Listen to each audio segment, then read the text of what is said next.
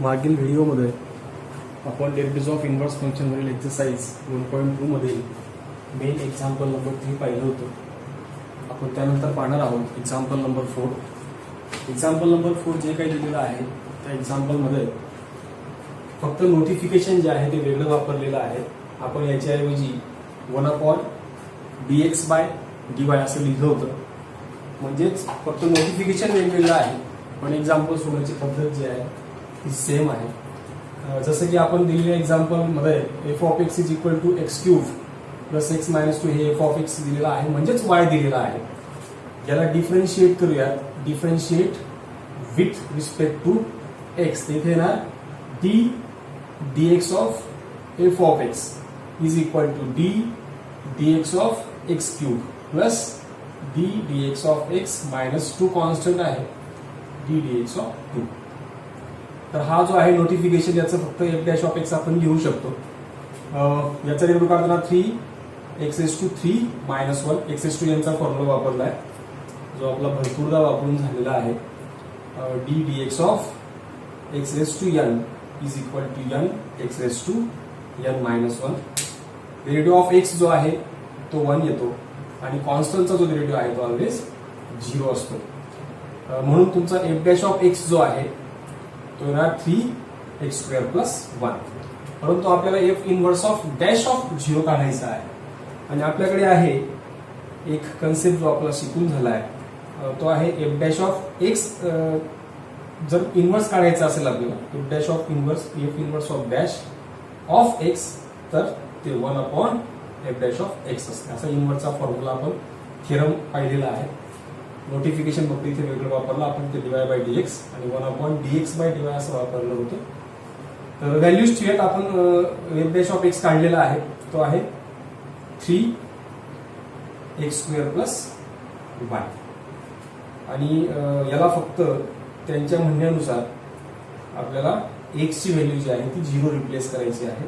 तर inverse of r⁻⁻1 नाही, याला इनव्हर्स वाचायचा आहे. डॅश 0 = 1/3 × 0² + 1.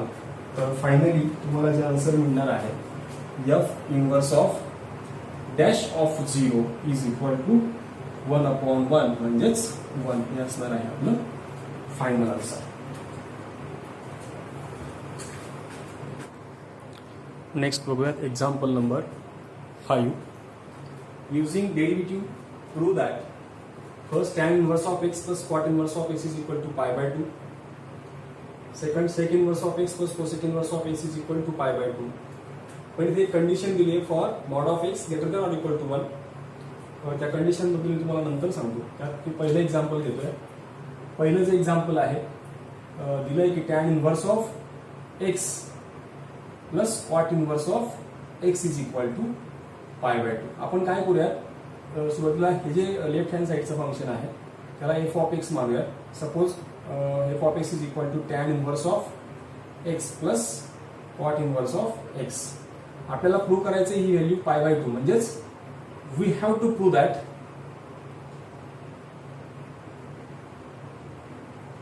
f(x) = pi/2. सपोज आपण कन्सिडर करूयात f(x) = tan inverse of x plus cot inverse of x. इथे असं म्हटलं की तुम्हाला डेरिव्हेटिव्हचा यूज करून त्याला प्रूव्ह करायचं. त्याला वेगळ्या मेथडने प्रूव्ह करता येणार आहे बट आपल्याला डेरिव्हेटिव्हचा यूज करायचा आहे म्हणून आपल्याला करूया differentiate with respect to x. इथे dx ऑफ याला ddx ऑफ f(x) किंवा f'(x) डायरेक्टली लिहू शकतो. इथे ddx of tan inverse of x plus ddx of cot inverse of x. याचा डेरिव्हेटिव्ह आपल्याला फॉर्म्युला पार्ट आहे. आता जस्ट आपण जे 6 फॉर्म्युले लिहून घेतले त्यापैकी tan इनवर्सचा फॉर्म्युला आहे 1/1 + x². हा आहे त्याचा डेरिव्हेटिव्ह आणि याचा आहे -1/1 + x². दोघी फॉर्म्युले पार्टमध्ये हा आहे f' ऑफ x. कुठले फॉर्म्युले वापरलेले आहेत तुमच्या लक्षात आलं असणार की tan इनवर्स ऑफ x चा डेरिव्हेटिव्ह जो आहे तो 1/1 + x² येतो. त्या टेबलमध्ये तुम्ही पाहू शकता dx of cot inverse of x 1/1 + x² आहे, त्याला मायनस साइन आहे. हे फॉर्म्युला आपण मागील व्हिडिओमध्ये पाहिलेले आहेत तेच मी यूज करतोय आणि हे दोघी सेम फंक्शन्स असल्यामुळे 0 येणार आहे. आता एखाद्या फंक्शनचा डेरिव्हेटिव्ह जो आहे तो 0 तेव्हाच येऊ शकतो जेव्हा त्या ठिकाणी ते फंक्शन कॉन्स्टंट फंक्शन असणार आहे. कारण आपण एक गोष्ट शिकलो आहोत, derivative of constant number is 0, D DX of constant number equal to 0. त्याचा अर्थ काय होतोय की इथे एफ डॅश ऑफ एक्स जर 0 आहे, it is possible only when F of x is constant number. जेव्हा एफ ऑफ एक्स हा कॉन्स्टंट नंबर असेल तेव्हाच ते शक्य आहे. आपण सपोज मानूयात let F of x is equal to C. Conveniently आपण सपोज कुठली एक व्हॅल्यू घेऊयात. ती व्हॅल्यू घेत असताना एक लक्षात घ्यायचं की आपल्या ज्या स्टॅन आणि कॉटचा जो आपला ट्रिग्नॉमेट्रीचा टेबल आहे त्यात किती स्टँडर्ड व्हॅल्यू असायला हवी. समजा आपण मानूयात की सी इज इक्वल टू √2. तर कन्सिडर करायचं आहे F of √2 is equal to tan inverse of √2 plus cot inverse of √2 आणि हा आहे π/4 प्लस π/4. आणि दोघांची ऍडिशन केल्यावर तुम्हाला मिळतोय 2π/4 इज इक्वल टू π/2. म्हणजेच फायनली तुम्हाला एफ ऑफ √2 जो आहे तो π/2 मिळतोय आणि एफ ऑफ एक्स जो आहे तो आपला आपण मानवला tan inverse of X plus cot inverse of X π/2 आपल्याला मिळणार आहे. इथे tan इनव्हर्स ऑफ आपण √2 ऐवजी इथे स्टँडर्ड व्हॅल्यू ठेवूया tan inverse of X cot inverse of x is equal to π/2. कारण आपल्याला कुठलीही व्हॅल्यू देता येणार आहे. नेक्स्ट बघूयात एक्झाम्पल नंबर 6. डिफरन्शिएट करायचं आहे following functions with respect to X. First त्याच्यातलं घेतो आहोत tan inverse of log of X. Second आहे कोसेक इनव्हर्स ऑफ (-x) आणि 6 नंबरचं एक्झाम्पल आपण घेतो. बाकीचे एक्झाम्पल तुम्ही सॉल्व्ह करू शकता, एवढी इझी ते आहे. फक्त आपल्याकडे ते 6 फॉर्म्युले जे आपण कॉम्पोजिट फंक्शनचे लिहून घेतले ते तुमचे पाठ असणं गरजेचं आहे. तर इथे नेहमीप्रमाणे let y is equal to tan inverse of log X. त्याला डायरेक्ट डिफरन्शिएट करायचं आहे. Differentiate with respect to X. आपण कॉम्पोजिट फंक्शनचे जे फॉर्म्युले लिहून घेतलेले आहेत नेहमीप्रमाणे dy/dx is equal to d/dx of tan inverse of log X. tan इनव्हर्सचा फॉर्म्युला आपला पाठ असणं गरजेचं आहे. 1/1 प्लस इथे आहे log of x bracket square. इथे आपला F of X log X आहे म्हणून त्याला परत डिफरन्शिएट करायचं d/dx ऑफ लॉग एक्स. पुढे हा 1/1 प्लस लॉग एक्स जो आहे तो bracket square as it is आणि लॉग एक्सचा रेट येतोय 1/x इज इक्वल टू हा 1/x into 1 plus log X bracket square आणि हा संपूर्ण ब्रॅकेट हे असणार आहे आपलं फायनल आन्सर. कोणता फॉर्म्युला यूज केला आहे मी इथे? आपल्याकडे फॉर्म्युला आहे d/dx of tan inverse of F of x is equal to 1/1 plus F of x bracket square आणि d/dx of F of X. हा फॉर्म्युला मी या ठिकाणी यूज केलेला आहे. Next example number 2. नेहमीप्रमाणे let y is equal to cosec inverse of e⁻⁻x. Differentiate करायचं आहे विथ रिस्पेक्ट टू एक्स. त्याच पद्धतीने dy/dx is equal to d/dx of cosec inverse of e⁻⁻x. आता आपल्याकडे आहे 6 फॉर्म्युलापैकी कोसेक इनव्हर्सचा देखील फॉर्म्युला आपल्याकडे आहे. तर तो जर आपण अप्लाय केला त्याला इथे मायनस साइन 1/ आधी एफ ऑफ एक्स असतो म्हणजे e⁻⁻x या ठिकाणी एफ ऑफ एक्स आहे. आधी फॉर्म्युला लिहून देतो.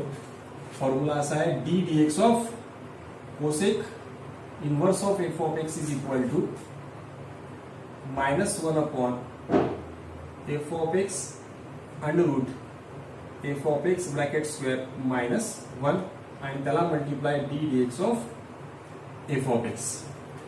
हा फॉर्म्युला जर आपण यूज केला तर इथे येणार आहे under route e⁻⁻x bracket square -1 आणि अगेन आपला जो एफ ऑफ एक्स आहे e⁻⁻x त्याचा डेरिव्हेटिव्ह काढायला लागणार आहे. याला परत डिफरन्शिएट केलं e⁻⁻x ला तर त्याचा आन्सर जे आहे ते हा मायनस आणि याला डिफरन्शिएट केल्यावरती e⁻⁻x चा डेरिव्हेटिव्ह तोच राहतो परंतु इथे x ऐवजी -x आहे म्हणून तुम्हाला -x चा परत डेरिव्हेटिव्ह काढायला लागणार. आणि इथे E raise to minus X आहे तसाच हे अंडररूट जे आहे त्यात E raise to minus 2x करता येईल आणि हा -1 ॲज इट इज. तसा हा मायनस साईन हा E raise to minus X आणि याचा डेरिव्हेटिव्ह जो आहे एक्सचा तो 1 येतो minus sine as it is असणार. हा E raise to minus X इथे जे स्क्वेअर रूटच्या आत व्हॅल्यू आहे ती मायनस राहू द्यायची नाही आपल्याला, म्हणून आपण तिला प्लस मध्ये कन्व्हर्ट करूया. तर ती कन्व्हर्ट करण्यासाठी लॉ ऑफ इंडायसेस वापरून ई रेस टू 2x त्याला करता येईल 1/- त्यानंतर हा मायनस आणि मायनसचा प्रॉडक्ट जो आहे तो प्लस होऊन जाईल आणि हा जो E raise to minus X आहे तो लॉ ऑफ इंडायसेसनुसार वरती गेल्यानंतर E raise to X plus होऊन जाईल. आणि आपण इथे क्रॉस मल्टिप्लिकेशन जर आपण केलं या प्रकारे इथे 1 - ई रेस टू 2x आणि आपल्याला येईल ई रेस टू 2x. त्यानंतर इथे बेस इक्वल आहेत आणि रेस टू x आणि मायनस एक्स आहे ई रेस टू 0 होऊन जाईल पाया समासाना घातांकांची बेरीज या नियमानुसार. आणि इथे under root 1 - e raise to 2x आणि याचं स्क्वेअर रूट जर काढलं तर हे येईल ई रेस टू x. हा रेसिप्रोकल होऊन वरती गेल्यानंतर इथे येईल e raise to x upon आणि हा ई रेस टू 0 जो आहे तो 1 येतो आणि आपल्याला येईल under root 1 - e raise to 2x. म्हणजे फायनली आपला आन्सर असणार आहे e raise to x upon under root 1 - e raise to 2x. हे असणार आहे फायनल आन्सर. ह्या चॅप्टरच्या पुढचे एक्झाम्पल्स समजून घेण्यासाठी नक्कीच या आधीचा जो टॉपिक आपला झाला आहे थेरिटीज ऑफ कॉम्पोजिट फंक्शन हा अगदी क्लिअर असणं गरजेचं आहे, तरच हा पुढचा पार्ट समजणं सोपं होईल. हा एकदम इझी पार्ट आहे, फक्त नवीन 6 फॉर्म्युले ऍड झालेले आहेत. पण यात कॉम्पोजिट फंक्शनचा जो पार्ट आपला आजचा झालेला आहे तो तुमच्या लक्षात असेल किंवा तो तुम्हाला जमत असेल तर हे अगदी इझी जाणार आहे.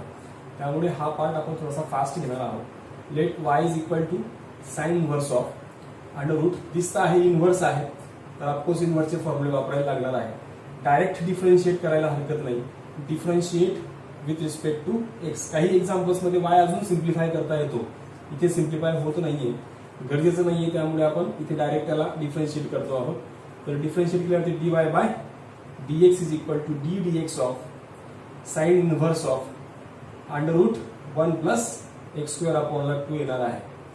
साइन वरचा जो आपल्या सगळ्यांना लर्न असेल पार्ट असेल तर तो वापरायचा आहे. अंडररूट 1 - एफ ऑफ एक्स या ठिकाणी पूर्ण हा स्क्वेअर रूटच्या आतची व्हॅल्यू आहे, स्क्वेअर रूट सह ते आपला एफ ऑफ एक्स असणार आहे. तो एफ ऑफ एक्स आहे म्हणून d dx ऑफ या ठिकाणी अंडररूट 1 + x² अपॉन 2 ही संपूर्ण व्हॅल्यू जी आहे ती एफ ऑफ एक्स असणार आहे. मी कोणता फॉर्म्युला यूज केला आहे थोडक्यात लिहून देतो. आपल्याकडे d dx of sine inverse of F of x is equal to formula आहे 1 upon under root 1 - f of x bracket square आणि एफ ऑफ एक्स आहे म्हणजे कॉम्पोजिट फंक्शन आहे म्हणून d dx of F of x त्याला आपण join करतो. पुढे आपल्याला बघायचं याला फक्त सिम्प्लिफाय करूया. तर सुरुवातीला इज इक्वल टू हा 1 अपॉन अंडररूट 1 - हा स्क्वेअर आणि स्क्वेअर रूट कॅन्सल होऊन इथे फक्त रिमेनिंग टर्म असणार आहे 1 + x² अपॉन 2. इथे परत ही स्क्वेअर रूटच्या आतली व्हॅल्यू आहे म्हणजे हा पण फॉर्म्युला आपल्याकडे आहे तो आहे d dx of under root f of x is equal to हा देखील कॉम्पोजिट फंक्शनचा formula 1/2 under root f of x आणि परत त्याचा derivative d dx of F of x आपल्याला घ्यायला लागणार. इथे आपला एफ ऑफ याचा जो डेरिव्हेटिव्ह आहे अंडररूटचा तो 1/2 अंडररूट एफ ऑफ एक्स आहे 1 + x² अपॉन 2 म्हणून d by dx of 1 + x² upon 2 घ्यायला लागणार. याला पुढे कंटिन्यू सिम्प्लिफाय करूया. तर हा 1 अपॉन इथे क्रॉस मल्टिप्लिकेशन केलं तर इथे येईल 2 × 1 2 -1 -n आत दिल्यामुळे -x² आणि अपॉनला हा 2 होणार आहे. त्यानंतर हा 1/2 under root 1 + x² अपॉनला 2 as it is. हा 1/2 बाहेर निघेल, कॉन्स्टंट अपॉनला आहे व्हेरिएबलच्या, तो पूर्ण आपण d/dx च्या बाहेर काढू शकतो. तसंच 1 कॉन्स्टंट आहे त्याचा येईल 0 आणि x² चा जो आहे 2x. तिथे हा 2 आणि 2 गेट कॅन्सल. नेक्स्ट स्टेपला हा 2 - 1 जो आहे तो 1 येईल म्हणजे 1 - x² अपॉन येईल अंडररूट 2 इंटू हा 1 अपॉन हा देखील 2 इंटू अंडररूट 1 + x² आणि अपॉन येईल अंडररूट 2. दोघींचा जर आपण प्रॉडक्ट घेतला इथे रिमेनिंग टर्म x आहे. आपण या दोघींचं प्रॉडक्ट घेऊयात. प्रॉडक्ट घेतलं तर इथे 1 अपॉन हा 2 पुढे लिहितो आणि या दोघींचा ब्रॅकेटमध्ये जर घेतला आपण एखादा हा 1 स्क्वेअर मायनस x⁴ येईल. म्हणजे a स्क्वेअर मायनस b स्क्वेअरचा फॉर्म्युला मी अप्लाय केलेला आहे. a square minus b square is equal to a minus b second bracket a plus b हा फॉर्म्युला यूज केलेला आहे.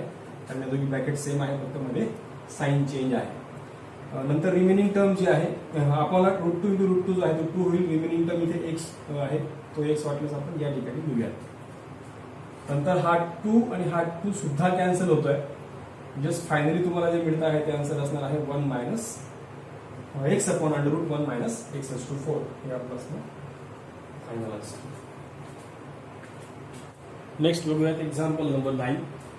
नेहमीप्रमाणे let y is equal to cos cube cos inverse of x cube. इथे दिसतंय की inverse आहे, race to minus म्हणजे इथे इनवर्स असणार आहे. तर ट्रिग्नोमेट्रिक फंक्शनचे इनवर्सचे आपण जे फॉर्म्युले शिकलो ते आपल्याला इथे अप्लाय करायला लागणार असं दिसत आहे. आणि शिवाय आपण लॉ पण शिकलो आहोत. तर याला मी आधी y सिम्प्लिफाय होतो आहे, डायरेक्ट याला डिफरन्शिएट करणं थोडंसं जड जाणार आहे. त्यामुळे आपण याला आधी असं लिहूयात cos inverse of x cube bracket raise to 3 म्हणजे क्यूब आहे तो. आता हा जो मधला ब्रॅकेट दिसतोय या कॉस इनवर्स चालला जाईल आणि हा कॉस क्यूब उरेल आणि रेस टू हा 3 आहे म्हणजे क्यूब आहे. तर हा सुद्धा लॉ आपण या टॉपिकला ज्या वेळेला सुरुवात केली इनवर्स फंक्शनच्या त्यावेळेला लिहून घेतलेले आहेत सगळे. तर कॉस इनवर्स ऑफ एक्स जो आहे तो डायरेक्टली एक्स येतो म्हणजे इनवर्स आणि हे सेम आहे, इतकी पॉवर सेम आहे. हे आपण पूर्ण याला घेतलं ब्रॅकेटच्या रेस टू. तर हा क्यूब 3 × 3 9 होईल. म्हणजे तुम्हाला y हा आधीच इतका सिम्प्लिफाय करून मिळाला आहे. याला आता डिफरन्शिएट करणं सोपं झालं. Differentiate with respect to x तिथे येईल dy by dx is equal to ddx of x⁹ म्हणजे हा 9 जो आहे तो पुढे येईल. कारण हाही फॉर्म्युला आपला शिकून झालेला आहे. हा फॉर्म्युला आहे ddx of x⁴n is equal to n x⁴n minus 1. इथे येईल 9 मायनस 1 म्हणजेच 9x⁸ हे असणार आहे आपलं फायनल आन्सर. नेक्स्ट एक्झाम्पल बघूयात. एक्झाम्पल नंबर मेन 7. इथे देखील आपल्याला डिफरन्शिएटच करायचं आहे. Differentiate with respect to x. त्यातलं फर्स्ट एक्झाम्पल बघूयात. आपण जे लॉज शिकलेलो आहोत तेच लॉ वापरून इथे देखील सोडवायचं आहे. आता 2 ट्रिग्नोमेट्रिक दिसतात मध्येही आणि ब्रॅकेटच्या आतही, तर अशा वेळेला समजून घ्यायचं की आपल्याला ते जे आपण लॉ लिहून घेतले आहेत त्यांचा यूज करायला लागणार आहे. म्हणजे cot inverse of cot, sine inverse of sine, cos inverse of cos किंवा cos of cos inverse, sine of sine inverse या टाईपचे आपण जे लॉज लिहून घेतलेले आहेत ते आपल्याला इथे यूज करायला लागतात. नेहमीप्रमाणे याला let y is equal to cot inverse of e⁻x². आता याला नेहमीप्रमाणे डायरेक्ट आपण डिफरन्शिएट नाही करू शकत. आधी y सिम्प्लिफाय होतो आहे आणि तो डायरेक्ट होतो आहे. कॉट इनवर्स आणि कॉट जोडून जर आले असे तर आपण डायरेक्ट e⁻x² लिहू शकणार आहोत. याला डिफरन्शिएट करणं सोपं आहे. Differentiate with respect to x. इथे येईल dy by dx is equal to ddx of e⁻x². आणि आता e⁻f चा पण फॉर्म्युला आपल्याकडे आहे, तो आपण अप्लाय करू शकतो. काय आहे e⁻f चा formula? ddx of e⁻f is equal to e⁻f आणि d/dx ऑफ f. हा फॉर्म्युला आपण इथे यूज करणार आहोत आणि ते कॉम्पोजिट फंक्शन आहे. इथे येईल मग e⁻x² आणि ddx ऑफ या ठिकाणी x आहे म्हणजे x² आहे म्हणजेच x² हे कॉम्पोजिट फंक्शन झालं. परत कॉम्पोजिट फंक्शन हे ऍज इट इज लिहिलं आणि हे जे आहे त्याचा येईल 2x कारण x⁻n चा फॉर्म्युला इथे अप्लाय केला आहे हाच. तर तो (2−1) येईल. 2−1 तो 1 असतो, आपण जनरली लिहत नाही. तर इथे e⁻x² इंटू 2x येईल, त्याला पुढे लिहितो. हे असणार आहे आपलं फायनल आन्सर. नेक्स्ट बघूयात एक्झाम्पल नंबर 4. हे जे एक्झाम्पल्स आहेत इनव्हर्स ट्रिग्नोमेट्रिक फंक्शन्स वरचे हे एक्झाम्पल खूप इझी असतात. यात जनरली आपल्याला वायस भरपूर वेळा सिम्प्लिफाय करायला लागतो, पण त्यासाठी आपल्याकडे ट्रिग्नोमेट्रिक फंक्शनचे जेवढे पण फॉर्म्युले आहेत ज्यात half angle formula, triple angle formula, double angle फॉर्म्युले हे सगळे फॉर्म्युले पार्ट असणं लक्षात असणं फार गरजेचं आहे. जसं की ते आता हा सिम्प्लिफाय होतो आहे कॉस इनव्हर्स ऑफ हा 1 - cos थिटाचा फॉर्म्युला आहे 2 sin² थिटा बाय 2 म्हणजे इथे एक्स स्क्वेअर बाय 2 येणार आणि आपल्याला हा 2 कोणता फॉर्म्युला यूज केला आहे तुम्हाला थोडक्यात लिहून देतो. हे सगळे फॉर्म्युले मात्र तुमच्याकडे असणं गरजेचं आहे. सगळे आपण आठवड्याला शिकलेलो आहोत. 1 minus cos theta is equal to 2 sine square theta by 2 असा तो फॉर्म्युला आहे. तो आपण इथे यूज केला आहे. थिटा ऐवजी एक्स स्क्वेअर आहे. इक्वल टू हा cos inverse of 2 to get cancel, remaining term आहे sine square X square upon 2 equal to हा कॉस इनवर्स ऑफ हा स्क्वेअर रूट कॅन्सल होऊन फक्त रिमेनिंग टर्म असेल साइन एक्स स्क्वेअर अपॉन 2. इथे मात्र इथे साइन आहे, इथे बाहेर कॉस इनवर्स आहे. हे दोघी सेम असणं गरजेचं आहे. म्हणजे साइनचं कॉस मध्ये कन्व्हर्ट करण्याचा देखील आपल्याकडे फॉर्म्युला आहे. काय आहे तो फॉर्म्युला? साइनचा तो आलेड अँगलचा फॉर्म्युला आहे. Sine cos of pi by 2 minus theta is equal to sine theta असा तो फॉर्म्युला आहे. हा आपल्याला इथे यूज करायचा आहे. त्याच्यानुसार इथे येणार cos of pi by 2 minus x square upon 2 आणि फायनली हा कॉस इनवर्स इक्वल झाला म्हणजे कॉस दोन्ही कॉस आला आणि इनवर्स आहे वरती तो पूर्ण कट होईल आणि इथे रिमेनिंग टर्म असेल पाय by 2 minus x square by 2. हा आपला वाय सिम्प्लिफाय झालेला आहे. आता याला डिफरन्शिएट करणं अगदी सोपं आहे. Differentiate with respect to X. याला डिफरन्शिएट केलं म्हणजे इथे येईल D Y by D X equal to D D X of pi by 2 minus D D X of X square by 2. ही टर्म मी त्याने काही होते डी बाय डी एक्स जोडलेली आहे. इथे कॉन्स्टंट आहे त्याचा डेरिव्हेटिव्ह ऑलवेज 0 असतो. मायनस हा 1 अपॉन 2 अपॉनचा 2 जो आहे तो कॉमन निघून जाईल डी बाय डी एक्सच्या बाहेर आणि 2x याचा डेरिव्हेटिव्ह असणार आहे एक्स स्क्वेअरचा. इथे 2 टू गेट कॅन्सल फायनली फक्त उरत आहे मायनस एक्स. हे तुमचं final answer. Next example number 5. Tan inverse of 1 minus tan x by 2 upon 1 plus tan x by 2. इथे देखील ट्रिग्नोमेट्रीचे फॉर्म्युले पार्ट असणं गरजेचं आहे. वाय सिम्प्लिफाय करता येणार आहे. आत जी व्हॅल्यू दिसते आहे ती संपूर्ण व्हॅल्यू फॉर्म्युला आहे पण ते फॉर्म्युले पार्ट असणं तेवढं गरजेचं आहे. आपल्याकडे फॉर्म्युला आहे 1 minus tan theta upon 1 plus tan theta is equal to tan of pi by 4 minus theta. हा तो फॉर्म्युला आहे. हा जर आपण यूज केला तर वाय सहज सिम्प्लिफाय होणार आहे. टॅन इनव्हर्स ऑफ इथे पाय बाय 4 मायनस थिटा म्हणजेच tan pi by 4 minus theta ऐवजी इथे आहे एक्स बाय 2 म्हणून ते एक्स बाय 2 येणार. तसंच आता हा जो टॅन इनव्हर्स आहे तो कट होईल आणि ते पाय बाय 4 मायनस एक्स बाय 2 फक्त शिल्लक राहणार आहे. आणि याला डिफरन्शिएट केलं की आपल्याला लगेच आन्सर मिळते. Differentiate with respect to X येईल D Y by D X is equal to D D X of pi by 4 minus D D X of X by 2. हा पाय बाय 4 कॉन्स्टंट नंबर आहे. Of course त्याचा derivative जो आहे तो 0 येईल आणि x by 2 मध्ये सुद्धा हा 1 आणि हा बाय 2 येईल कारण याच्या 1 येतो आणि आपण जर कॉन्स्टंट सोबत होता म्हणून तुमचं फायनल आन्सर असणार आहे मायनस 1 बाय 2. नेक्स्ट बघूयात example number 7. Tan inverse of in bracket 1 plus cos x by 3 upon sin x by 3. नेहमीप्रमाणे let y is equal to tan inverse of 1 plus cos x by 3 upon sin x by 3. इथे देखील आपल्याला ट्रिग्नोमेट्रीचे फॉर्म्युले apply करायचे आहे. इथे tan inverse आहे. इथे tan किंवा कॉट आणणं गरजेचं असतं. साइन असेल तर साइन किंवा कॉस या ठिकाणी आणणं गरजेचं आहे. सेक असेल तर सेक किंवा कोसेक आणि वाईस वर्सा त्याप्रमाणे आपल्याला करायला लागतं. कारण आपण टॅनचं क्वेश्चन कॉट मध्ये करू शकतो, कॉटचं टॅन मध्ये करता येतं आलेड अँगलचा यूज करून.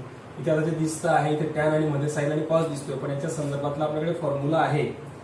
तर सुरुवातीला जो फॉर्म्युला वापरतो आहे मी दोन्ही फॉर्म्युले आपल्याकडे आहेत. त्यात 1 प्लस कॉसचा आहे 2 cos square x by 3 by 2 आणि अपॉनला याचा देखील फॉर्म्युला आहे 2 sine x by 3 by 2 into cos x by 3 by 2 असे आपल्याकडे फॉर्म्युले आहेत. या फॉर्म्युल्याचा जर यूज केला तर हे अगदी इझी होऊन जाणार आहे. तर मी जे वापरलेले फॉर्म्युले आहेत ते थोडक्यात लिहून देतो. पहिला होता 1 plus cos theta is equal to 2 cos square theta by 2 आणि दुसरा जो फॉर्म्युला आहे साइन थिटाचा तो आहे 2 sine theta by 2 cos theta by 2. यांना हाफ अँगल फॉर्म्युला आपण असं म्हणतो. ते मी या ठिकाणी वापरणार आहे. तर इक्वल टू हे टॅन इन्व्हर्स ऑफ हा 2 टू गेट कॅन्सल्ड, याच्यातला एक कॉस एक्स बाय 3/2 हे कॅन्सल होऊन जाईल, एक फक्त उरेल आणि तो जो उरणार आहे ते आपण 3 into 2 केल्यानंतर, कारण हा त्याला डिवाइड आहे, डिवाइडला डिवाइड जो आहे त्याला मल्टिप्लाय होऊन जाईल, म्हणजे हा x/6 येणार आहे.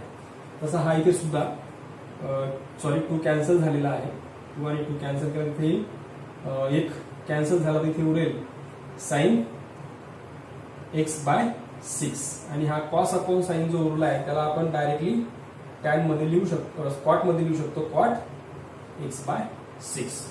आता हा कॉटचा कन्व्हर्शन आपल्याला टॅन मध्ये करायचा आहे, तर आपल्याकडे अलाइड अँगलचा फॉर्म्युला आहे, त्यानुसार हा टॅन π/4 π/2 मायनस थिटा म्हणजेच x/6 या ठिकाणी असणार आहे. हा देखील अलाइड अँगलचा फॉर्म्युला आहे जो यापूर्वी आपण वापरलेला आहे. Tan of π/2 minus theta is equal to cot theta. हे देखील परत टॅन आणि हा टॅन वर कट होऊन जे उरत आहे ते आहे π/2 मायनस x/6 आणि मग याला डिफरन्शिएट करणं सोपं झालं. y सिम्प्लिफाय झाल्यानंतर डायरेक्ट डिफरन्शिएट करा विथ रिस्पेक्ट टू x. इथे येईल dy/dx is equal to d/dx of π/2 minus x/6. इथे d/dx ऑफ π/2 म्हणजेच तो कॉन्स्टंट नंबर आहे आणि इथे d/dx ऑफ फक्त x आहे आणि अपॉनचा 6 तर बाहेर निघेल, तर हा 0 होईल कॉन्स्टंटचा डेरिव्हेटिव्ह आणि हा 1/6 आणि x चा डेरिव्हेटिव्ह जो आहे तो 1 असणार आहे. तर तुम्हाला फायनली जे आन्सर मिळते ते आहे 1/6.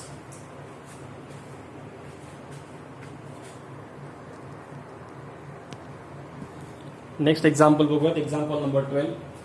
यात देखील इन्व्हर्स आहे, त्यामुळे ऑफकोर्स इन्व्हर्सचा फॉर्म्युला इथे वापरायला लागणार आहे, हे दिसत आहे. दुसरी गोष्ट इथे कॉट इन्व्हर्स आणि आतली जी व्हॅल्यू ती ट्रिग्नोमेट्रीची आहे टोटली, मला सिम्प्लिफाय करावा लागणार आहे. यात आपण सुरुवातीला आपल्याला जे सुचतं ते रॅशनायझेशन हा प्रकार देखील आपल्याला आहे, पण इथे रॅशनायझेशन करायचं नाही. जोपर्यंत एखादी गोष्ट फॉर्म्युल्याच्या साहाय्याने सिम्प्लिफाय करता येते, म्हणजे स्क्वेअर रूटच्या बाहेर जर आपल्याला निघता येत असेल फॉर्म्युल्याच्या साहाय्याने, फॉर्म्युले वापरून, तर आपण त्याच्या बाहेर निघण्याचा प्रयत्न करावा. त्यासाठी आपल्याकडे सगळे फॉर्म्युले असणं गरजेचं आहे.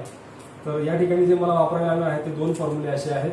एक 1 plus sine theta is equal to, हा फॉर्म्युला आहे cos θ/2 plus sine θ/2 bracket square, हा एक फॉर्म्युला आहे.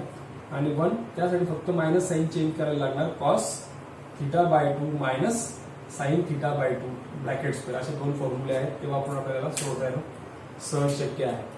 इथे कॉट इन्व्हर्स ऑफ हे ऍज इट इज झालं, स्क्वेअर रूटच्या आत मी हा फॉर्म्युला वापरतो आहे, त्यानुसार थिटा जो आहे तो 4x/3 आहे. तर इथे येईल कॉस 4x/3 आणि हा अपॉनचा 2. हे एवढं सिम्प्लिफाय झालंय. त्यानंतर प्लस साइन θ/2 आहे, म्हणजे इथे साइन आणि हा 4x/3 इंटू हा 2 असणार आहे, जो आपला फॉर्म्युला मधला आहे. हा फक्त एवढा स्क्वेअर रूट जो आहे तो सिम्प्लिफाय झाला. पुढे प्लस मायनसचा फॉर्म्युला वापरायचा आहे. खाली जसं दोघी प्लस एक मायनस आहे तसं वरती एक प्लस आणि एक मायनस आहे, तर याच्यातला हा मायनसचा फॉर्म्युला वापरला.